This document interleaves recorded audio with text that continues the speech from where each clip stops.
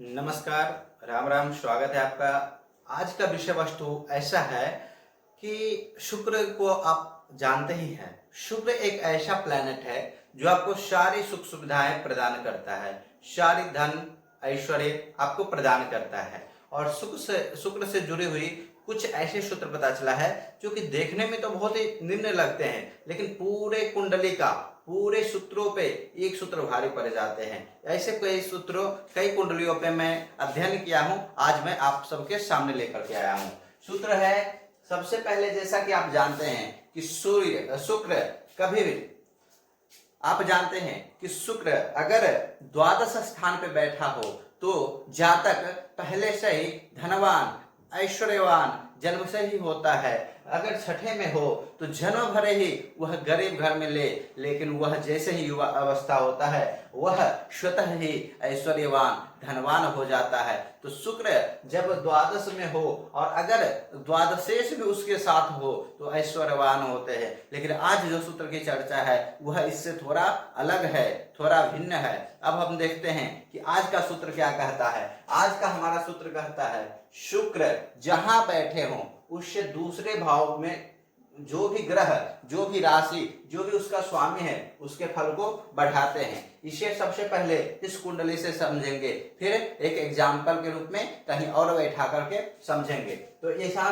पे जो शुक्र जहां बैठे हैं उससे दूसरे भाव को फल बढ़ाएंगे। तो शुक्र यहाँ लग्न में बैठे हुए हैं और यहाँ से दूसरे भाव बुध, तो यहाँ पे बुध से जुड़े हुए फल को बढ़ाएंगे। और जिस ग्रह में जिस भाव के पीछे बैठे द्वादश उसके फल को भी बढ़ाते हैं। तो शुक्र यहाँ बैठे हैं, इससे दूसरे भाव वाणी को भी बढ़ाएंगे, धन को भी बढ़ाते हैं। साथ ही साथ जो भी ग्रह यहाँ बैठे होते हैं उसके फल को भी बढ़ाते हैं। तो यहाँ पे बुध बैठे हैं, बुध के कारक तत्व वाणी को बढ़ा रहे हैं। बुध के दूसरा क्या है, छठे स्थान के स्वामी है। यहाँ पे देखिए गुरु नीच का बैठे हैं। यहाँ पे इस जातक को संतान की प्राप्ति में बहुत दिक्कत आनी चाहिए थी। अच्छी स्थिति नहीं है गुरु की, क्योंकि गुरु का कारक तत्व है संतान। लेकिन यहाँ देखिए छठे भाव का जो स्वामी है बुध शुक्र के दूसरे स्थान पे है। तो यह सूत्र के जरिए उनको एक अच्छे संतति का प्राप्ति हुई है।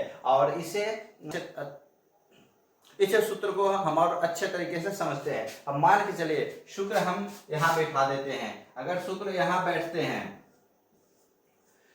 बैठते हैं तो स्वतः ही चंद्रमा मतलब कि पराक्रम भाव को एक्टिव कर देंगे। चंद्रमा भले ही अष्टम स्थान में बैठे हों, लेकिन अगर किसी जातक के शुक्र यहाँ बैठ जाते हैं और अष्टम में चंद्रमा बैठते हैं तो ऑटोमेटिक चंद्रमा जिस भाव के स्वामी होते हैं वहां फल में वृद्धि कर देते हैं। और देखें यहाँ पे धनु राशि है, इसका स्वामी गुरु है, तो गुरु के फल, गुरु के कारक तत्वों में स्वतः ही वृद्धि हो जाती है। जातक गुरु नीच का है फिर भी जातक ज्ञानवान हो जाएंगे, क्योंकि शुक्र अपने से दूसरे भाव के फल को बढ़ाते हैं। एक और एग्जाम्पल ले लेते हैं। अगर शुक्र मान के चलिए यहाँ बिठा देते हैं शुक्र को। शुक्र यदि पंचम स्थान में बैठाते हैं तो छठे स्थान का यह जो है फल बढ़ा देंगे।